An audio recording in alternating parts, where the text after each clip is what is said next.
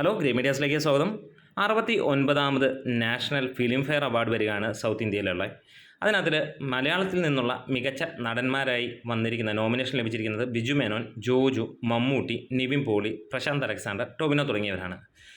അപ്പോൾ നമുക്ക് film fair അവാർഡിനെ കുറിച്ചൊന്ന് നോക്കാം. 1972 ആദ്യമായി ഫിലിം ഫെയർ അവാർഡ് വരുന്നത്. 2023 കുഞ്ചാക്കോ ബോബൻ മികച്ച നടനായി വന്നിരിക്കുന്നുള്ളൂ ഉള്ള കാര്യവും നമുക്കറിയാം.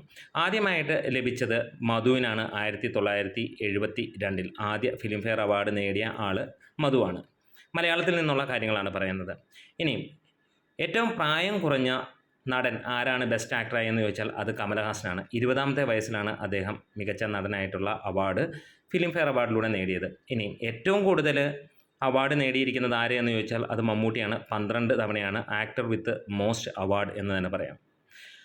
ഏറ്റവും പ്രായം കൂടിയ വ്യക്തി ആര് എന്ന് ചോദിച്ചാൽ അതേപോലെ തന്നെ ഓൾഡസ്റ്റ് വിന്നർ എന്നുള്ളതും ഒരാൾ തന്നെയാണ്, പ്രേംജിയാണ്.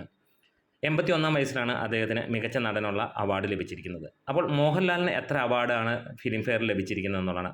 മമ്മൂട്ടി 12 പ്രാവശ്യം നേടിയപ്പോൾ മോഹൻലാൽ 8 തവണയാണ് നേടിയിരിക്കുന്നത്.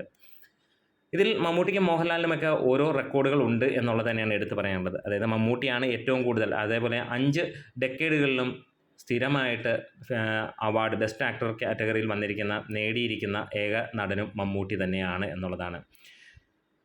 1980കളിലും 90കളിലും 2000ലും 2010ലും 2020കളിലും മമ്മൂട്ടിക്ക് ബെസ്റ്റ് ആക്ടർ ലഭിച്ചിട്ടുണ്ട് എന്നുള്ളതാണ്.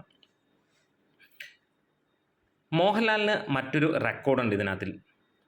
അതായത് കൺസിക്യൂട്ടീവായിട്ട് ഏറ്റവും കൂടുതൽ തവണ മികച്ച നടനുള്ള അവാർഡ് നേടിയിരിക്കുന്നത് 1993 തൊട്ട് 95 വരെയുള്ള 3 വർഷങ്ങളിൽ അടുപ്പിച്ച് ലഭിച്ചിരിക്കുന്നത് മോഹൻലാലിനാണ് എന്നുള്ളതാണ്.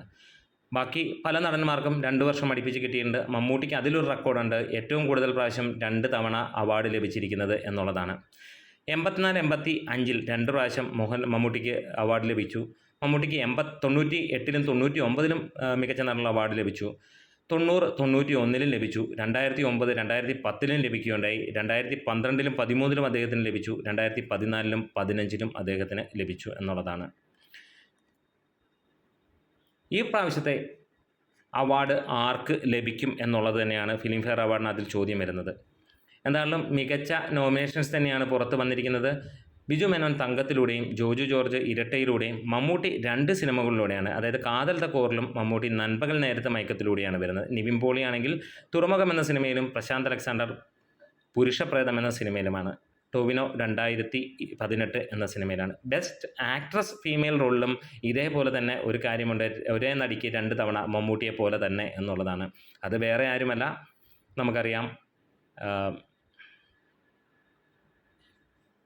അനശ്വര രാജനാണ് അങ്ങനെ വന്നിരിക്കുന്നത്. അനശ്വര രാജന് best actor in supporting role എന്നുള്ള ലെവലിലാണ് വന്നിരിക്കുന്നത്, ഫീമെയിൽ ആക്ട്രസ്.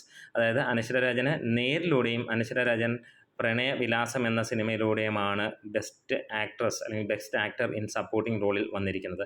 എന്തായാലും നമുക്ക് പ്രതീക്ഷിക്കാം ഇക്കുറിയും മമ്മൂട്ടി തന്നെ നേടും, ഒപ്പം അനശ്വരയും നേടും എന്നുള്ളത് തന്നെയാണ് നമ്മൾ പ്രതീക്ഷിക്കുന്നത്. നമ്മുടെ വീഡിയോസ് ഇഷ്ടമായി സപ്പോർട്ട് ചെയ്ത് തരണം. Great medias.